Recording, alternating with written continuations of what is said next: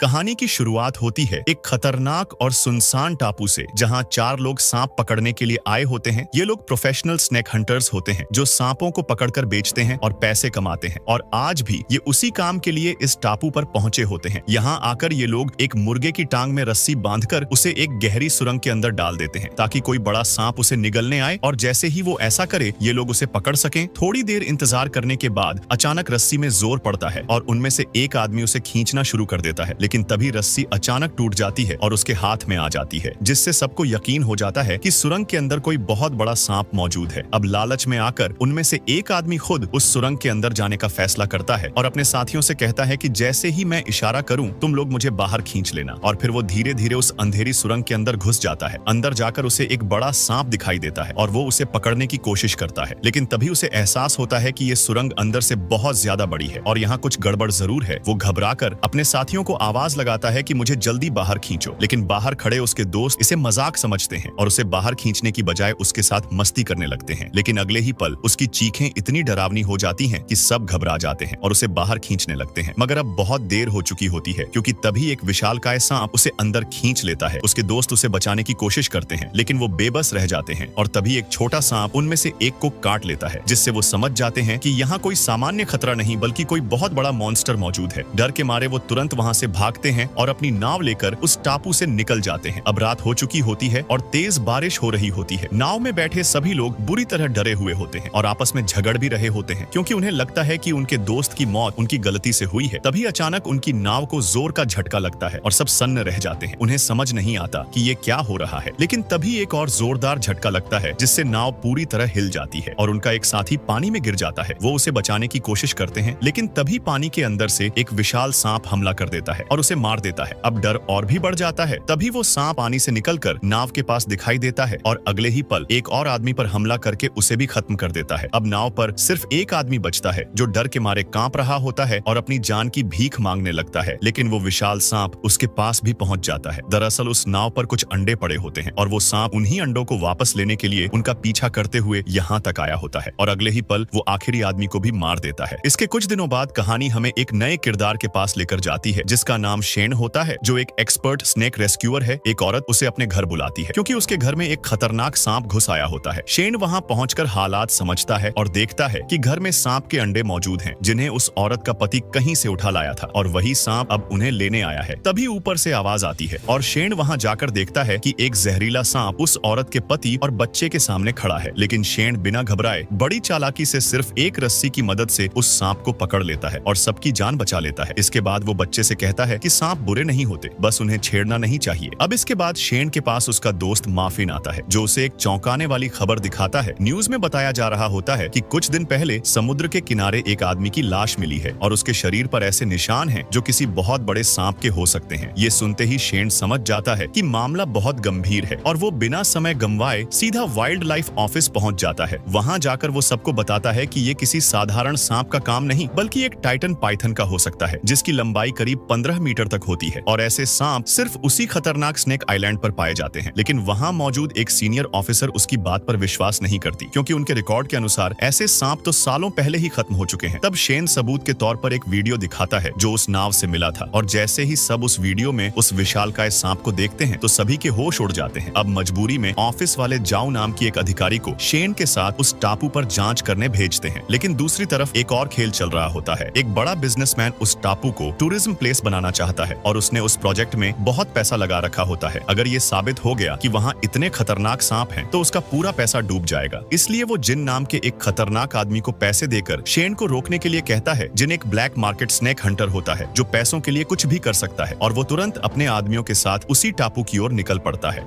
इधर शेन, जाऊ और माफिन भी नाव से उस टापू की तरफ बढ़ रहे होते हैं और रास्ते में ही शेन दूरबीन से देख लेता है कि जिन भी अपने लोगों के साथ उसी दिशा में जा रहा है, जिससे उसे समझ आ जाता है कि आगे खतरा और बढ़ने वाला है। टापू पर पहुंचते ही जिन अपने लोगों के साथ वहां कैंप लगाता है और उस विशाल सांप को पकड़ने की तैयारी करने लगता है, लेकिन तभी उसके एक आदमी को झाड़ियों में कुछ हलचल महसूस होती है और उनका कुत्ता जोर जोर से भौंकने लगता है। अगले ही पल वो कुत्ता रस्सी तोड़कर भागता है, लेकिन वापस नहीं आता। अब माहौल और डरावना हो जाता है और तभी अचानक एक बहुत बड़ा कोबरा वहां दिखाई देता है, जिसने उनके एक आदमी को बुरी तरह घायल कर दिया होता है। ये देखकर सभी लोग घबरा जाते हैं, लेकिन तभी वहां 3 लोग आते हैं जो प्रोफेशनल स्नेक कैचर होते हैं और उनमें से एक आदमी आदमी बड़ी आसानी से उस खतरनाक कोबरा को पकड़ लेता है, लेकिन तभी वहाँ शेन भी पहुंच जाता है और जिनसे कहता है कि इस सांप को छोड़ दो क्योंकि ये उनका घर है। इस बात पर दोनों के बीच बहस शुरू हो जाती है और बात लड़ाई तक पहुंच जाती है। शेन अपने पुराने फौजी अनुभव के दम पर जिन को हरा देता है और उस कोबरा को आजाद कर देता है। हालांकि जिन उसे जाने देता है, लेकिन उसके दिमाग में अब एक नया प्लान चल रहा होता है। इधर शेन, जाऊ और माफिन टापू पर अलग अलग जगह जाकर सबूत इकट्ठा करने लगते हैं और रात होने तक बारिश भी शुरू हो जाती है। इसलिए शेन उन्हें अपने दादाजी के पुराने कॉटेज में ले जाता है, जहाँ पहुंचते ही उन्हें सड़ी हुई बदबू आती है, जिससे उन्हें शक हो जाता है कि यहाँ कुछ गलत है। अंदर जाकर उन्हें एक लाश मिलती है, जिसे देखकर सब डर जाते हैं, लेकिन शेन पहचान लेता है कि ये उसी टीम का सदस्य है जो पहले यहाँ आया था और उसकी हालत देखकर साफ समझ आता है कि उसे किसी विशाल सांप ने निगलकर वापस उगल दिया है। अब खतरा उनके बिल्कुल करीब आ चुका होता है, लेकिन उन्हें अभी इसका पूरा अंदाजा नहीं होता। तो अब उस डरावने कॉटेज के अंदर शेन, जाऊ और माफिन पूरी सावधानी से हर चीज को चेक कर रहे होते हैं। उन्हें दीवार में एक बड़ा सा छेद मिलता है, जिससे साफ पता चलता है कि कोई विशाल सांप यहाँ आ जा चुका है। इसलिए वो उस छेद को सामान से बंद कर देते हैं ताकि कोई सांप अंदर ना आ सके। माहौल थोड़ा शांत लगता है और शेन खाना बनाने लगता है, जबकि जाऊ कपड़े बदलने चली जाती है। लेकिन तभी जाऊ को अचानक ऐसा महसूस होता है जैसे कोई उसे छुपकर देख रहा हो। वो इस एहसास को नजरअंदाज करती है। खाने के बाद माफिन को एक पुराने संदूक में टाइटन पाइथन की तस्वीर मिलती है, जिससे ये साबित होता है कि शेन के दादाजी सच कह रहे थे। लेकिन तभी अचानक दरवाजा खुलना बंद हो जाता है और उन्हें समझ आता है कि कोई बाहर से उसे लॉक कर चुका है। उसी वक्त माफिन को लाश के पास कुछ हिलता हुआ दिखाई देता है और जैसे ही शेन कपड़ा हटाता है, वहाँ से एक जहरीला सांप निकल आता है। शेन तुरंत उसे काबू में कर लेता है, लेकिन तभी दूसरा सांप माफिन को काट लेता है। हालात तेजी से बिगड़ने लगते हैं। शेन आग की मदद से बाकी सांपों को दूर करता है और एंटीडोट निकालकर माफिन को बचाने की कोशिश करता है। लेकिन तभी छुपकर बैठे जिन के आदमी शेन को एक इंजेक्शन मार देते हैं, जिससे उसका शरीर कुछ समय के लिए पैरालाइज हो जाता है। अब दोनों पूरी तरह असहाय हो जाते हैं और जहरीले सांप उनकी तरफ बढ़ने लगते हैं। उसी दौरान जिनका एक आदमी जाऊ को बाहर खींचकर ले जाता है और उसके इरादे बेहद खतरनाक होते हैं। लेकिन तभी अचानक वहाँ टाइटन पाइथन आ जाता है और उस आदमी को एक ही झटके में अपना शिकार बना लेता है। जाऊ किसी तरह बचकर वापस कॉटेज के अंदर आती है और शेन के बताने पर एंटीडोट देकर दोनों की जान बचा लेती है। अगली सुबह वो तीनों फिर से टापू पर सबूत ढूंढने निकल पड़ते हैं और उन्हें एक पेड़ पर विशाल सांप की केंचुली मिलती है, जिससे ये बात पक्की हो जाती है कि टाइटन पाइथन यही मौजूद है और बहुत जल्द अंडे देने वाला है। इसी बीच उन्हें एक घायल आदमी मिलता है, जिसकी हालत बहुत खराब होती है। शेन उसे बचाता है और उसे जिन के कैंप में लेकर जाता है, जहाँ सच सामने आता है कि ये हमला किसी इंसान ने नहीं बल्कि उसी टाइटन पाइथन ने किया है। जिन शेन को पैसे देने की कोशिश करता है, लेकिन शेन साफ मना कर देता है और उससे कहता है कि अगर सच में शुक्रिया कहना है तो सभी सांपों को आजाद कर दो और यहाँ से चले जाओ। लेकिन जिन लालच में अंधा हो चुका होता है और उसकी बात मानने से इनकार कर देता है। अब शेन, जाऊ और माफिन वहाँ से निकल जाते हैं, लेकिन रास्ते में जाऊ बताती है कि अगर टाइटन पाइथन के अंडे किसी के हाथ लग गए तो हालात और भी खतरनाक हो जाएंगे, इसलिए उन्हें उन अंडों को ढूंढकर सुरक्षित करना होगा। इसी दौरान अचानक उन्हें टाइटन पाइथन दिखाई देता है और वो उसका पीछा करने लगते हैं ताकि सबूत इकट्ठा कर सकें। लेकिन तभी जिनके लोग रास्ता रोक लेते हैं और उन पर हमला कर देते हैं, जिसके बाद एक जबरदस्त लड़ाई होती है और शेन किसी तरह उन्हें हराकर आगे बढ़ता है। इधर जाऊ अकेले ही उस पाइथन का पीछा करते हुए उसकी गुफा तक पहुंच जाती है, जहां नीचे उसे ढेर सारे अंडे दिखाई देते हैं और वो खुशी में उनमें से एक अंडा अपने बैग में रख लेती है। लेकिन जैसे ही वो वापस निकलने लगती है, उसे एहसास होता है कि पाइथन वापस आ चुका है और उसी वक्त एक आदमी जो पहले मरा हुआ समझा जा रहा था, उसका पैर पकड़ लेता है और उसे नीचे खींचने लगता है। वो पागल हो चुका होता है और जाऊ को साथ लेकर मरना चाहता है, लेकिन जाऊ चालाकी से अपने पास रखा सांप का जहर उसकी आंखों में डाल देती है और किसी तरह ऊपर चढ़कर भाग निकलती है। उधर पाइथन उस आदमी को मार देता है और अब पूरी तरह जाऊ के पीछे पड़ जाता है। जाऊ भागते हुए शेन और माफिन के पास पहुंचती है और वो उसे लेकर गाड़ी में बैठकर भागते हैं, लेकिन पाइथन उनका पीछा नहीं छोड़ता। अब शेन को समझ आ जाता है कि जाऊ ने कुछ छुपाया है और जब वो उसका बैग चेक करते हैं तो उसमें पाइथन का अंडा मिलता है। शेन तुरंत कहता है कि अगर ये अंडा वापस नहीं किया गया तो हम सब मर जाएंगे, लेकिन जाऊ किसी भी हालत में उसे छोड़ने को तैयार नहीं होती और चाकू निकालकर सबको धमकाने लगती है। अब हालात पूरी तरह बेकाबू हो चुके होते हैं। जाऊ उस अंडे को लेकर किसी भी हालत में भागना चाहती है, लेकिन तभी जिन अपने आदमियों के साथ वहां पहुंच जाता है और सबको चारों तरफ से घेर लेता है और यहीं पर एक बहुत बड़ा सच सामने आता है कि जाऊ भी असल में एक सीक्रेट ऑर्गेनाइजेशन के लिए काम कर रही है और उसका असली मिशन ही टाइटन पाइथन का अंडा हासिल करना था। ये सुनकर शेन और माफिन दोनों हैरान रह जाते हैं। शेन उसे समझाने की कोशिश करता है कि ये अंडा जितना कीमती दिख रहा है उससे कहीं ज्यादा खतरनाक है और अगर इसे वापस नहीं रखा गया तो हम में से कोई भी जिंदा नहीं बचेगा। लेकिन जिन लालच में अंधा हो चुका होता है और वो तीनों को पकड़कर बांध देता है, वो शेन और माफिन को एक कंटेनर के अंदर डाल देता है और उन पर खून डाल देता है ताकि वो टाइटन पाइथन के लिए चारा बन जाए। अब बाहर से कंटेनर बंद कर दिया जाता है। थोड़ी ही देर में उस खून की गंध को सूंघते हुए टाइटन पाइथन वहां पहुंच जाता है और कंटेनर के अंदर घुसकर हमला करने लगता है। लेकिन शेन अपनी हिम्मत और समझदारी से किसी तरह रस्सियां खोल लेता है और माफिन को भी छुड़ा देता है। दोनों पाइथन से बचते हुए बाहर निकलने की कोशिश करते हैं, लेकिन बाहर जिन के लोग दरवाजा बंद कर देते हैं और वो फिर से फंस जाते हैं। इसी बीच जाओ भी अपने हाथ खोल लेती है और शेन और माफिन को बचाने के लिए बाहर भागती है। वो चालाकी से एक आदमी को बंधक बनाकर कंटेनर के ऊपर चढ़ जाती है और ऊपर से रास्ता खोल देती है, जिससे शेन और माफिन किसी तरह बाहर निकल आते हैं। अब वहाँ जबरदस्त लड़ाई शुरू हो जाती है। शेन जिनके आदमियों से भिड़ जाता है और माफिन भी पूरी ताकत से लड़ रहा होता है। तभी अचानक टाइटन पाइथन वहाँ आ जाता है और एक एक करके लोगों को मारने लगता है। पूरा कैंप अफरा तफरी में बदल जाता है। इसी दौरान जिन अपने भाई की मौत का गुस्सा शेन पर निकालने लगता है और एक बड़े ब्लेड से उस पर हमला करता है, लेकिन आखिरी समय पर माफिन उसकी जान बचा लेता है और दोनों मिलकर जिन का सामना करते हैं। उधर जाओ मौका देखकर अंडा लेकर वहाँ से भाग जाती है और सीधे नाव तक पहुँच जाती है ताकि वहाँ से निकल सके, लेकिन जिन उसका पीछा करते हुए वहाँ भी पहुँच जाता है और उसे बुरी तरह मारता है। तभी शेन और माफिन भी वहाँ पहुँच जाते हैं और फिर से एक खतरनाक लड़ाई शुरू हो जाती है। जाओ घायल हालत में होती है और जिन उसके गले पर चाकू रख देता है, लेकिन जाओ हिम्मत दिखाते हुए उसका हाथ काट लेती है, जिसके जवाब में जिन उसे घायल कर देता है। तभी शेन फायर एक्सटिंग्विशर से हमला करके जिन को पीछे हटाता है और उससे भिड़ जाता है, लेकिन तभी एक बार फिर टाइटन पाइथन वहां पहुंच जाता है और इस बार वो सीधे अपने अंडे की तरफ बढ़ता है। अब शेन समझ जाता है कि इस सब का अंत सिर्फ एक ही तरीके से हो सकता है। वो अंडा उठाकर पाइथन के सामने रख देता है ताकि वो शांत हो जाए, लेकिन जिन आखिरी बार लालच में आकर चाकू लेकर पाइथन पर हमला करने की कोशिश करता है और यही उसकी सबसे बड़ी गलती साबित होती है। अगले ही पल वो विशाल पाइथन उसे भी खत्म कर देता है। इसके बाद वो शांत होकर अपना अंडा उठाता है और शेन, माफिन और जाओ को बिना नुकसान पहुंचाए वहां से वापस चला जाता है। अब सब कुछ खत्म हो चुका होता है। जाओ अपनी गलती मानती है और शेन से माफी मांगती है। उसे समझ आ चुका होता है कि लालच ने उसे कितना अंधा बना दिया था, लेकिन अब सबसे बड़ा सवाल ये होता है कि क्या उनके पास कोई सबूत बचा है जिससे वो दुनिया को इस खतरे के बारे में बता सके। शेन के पास अब भी उसके दादाजी की ली हुई पाइथन की तस्वीर होती है, लेकिन वो कुछ सोचकर